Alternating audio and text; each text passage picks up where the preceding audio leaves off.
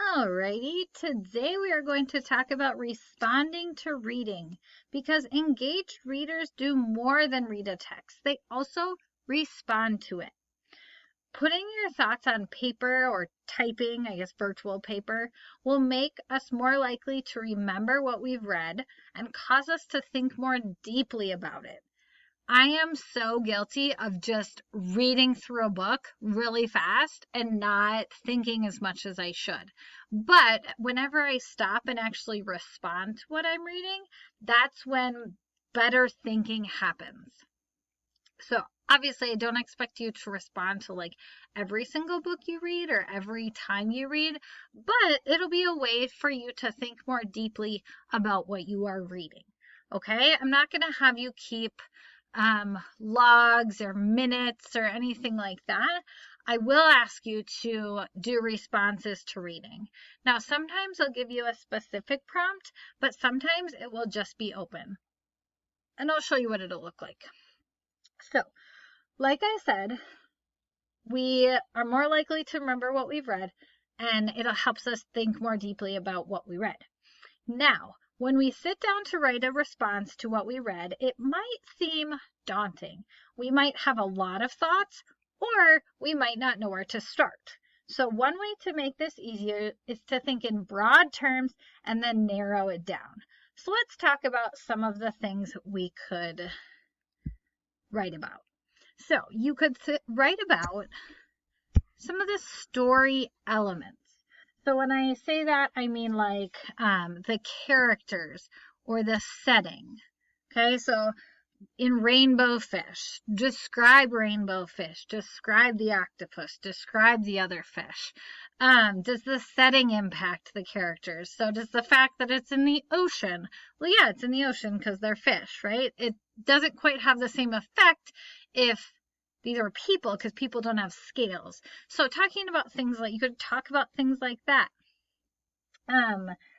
You can also think about, or we can also think about our reactions and ask questions such as, what does this event tell me about the overall book? Okay, or what happened to that character? Okay, so if a certain event happened, I'm just starting the 6th Harry Potter book, and I'm blanking on the title. Oh, The Half-Blood Prince.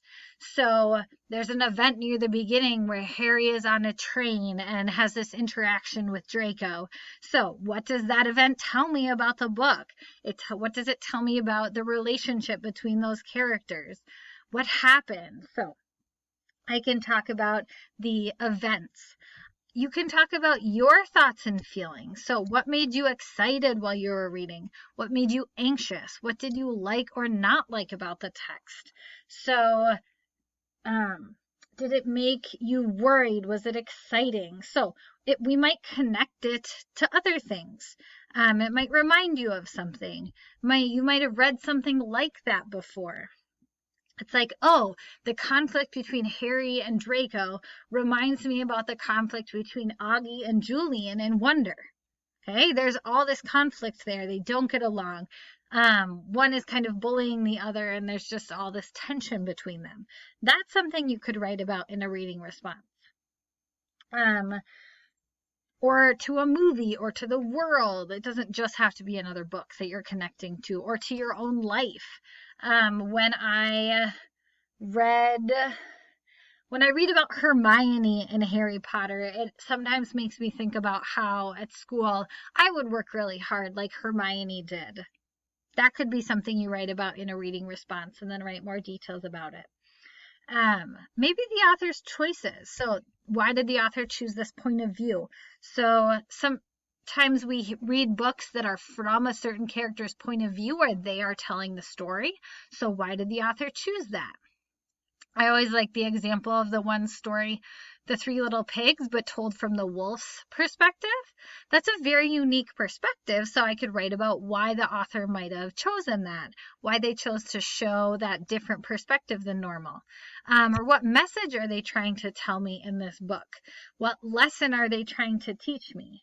So all sorts of things, and this is a great page to come back to remind yourself about what you can respond to.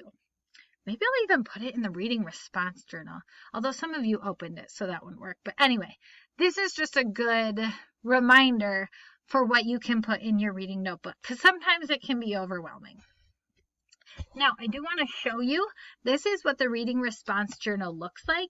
So you'll just have page after page. So you'll put the date, you'll put the book title you're reading, put any new vocabulary words that you come across and figure out what they mean, either using context clues or looking them up like we've talked about.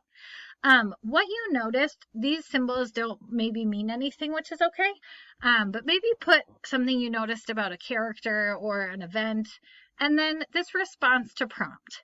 Sometimes I will give you a prompt. I might say, okay, today I want you to do a response and I want you to make a connection to your own life.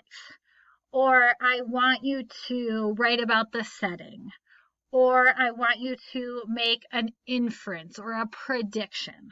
Okay? That's what you'd put down in this bottom box. But I won't always do that. So if I don't do that and I just say write a reading response, you can just take any of these questions we talked about and you can just put that in this response to prompt box. All right. So that'll be where you'll do most of your typing about what you thought about the book. Now, you're going to want to copy the slide, and there's a very easy way to do it. So if you click with 2 fingers on your Chromebook and you click duplicate slide, that's going to make a copy. Now, I would leave a blank one at the end that you can always copy and put it at the end. So I would actually type on this one, and then if I wanted to do a new one, I would make a new, duplicate it, and then type on this other one. So I always have a blank one at the end that I can use to copy so that I'm not having to like delete what I typed. If that doesn't make sense, just let me know. You can always copy and then paste the slide, but duplicating the slide is going to be the easiest method to make a new one. So today you are making a reading response to something you've read, hopefully today or yesterday. And then it is up to you what you want to respond about. I would pick one of these questions to ask yourself and write about that. Write for maybe 5 minutes, 2 minutes. Just write some thoughts about what you read. You can write whatever you would like about it today. Good luck.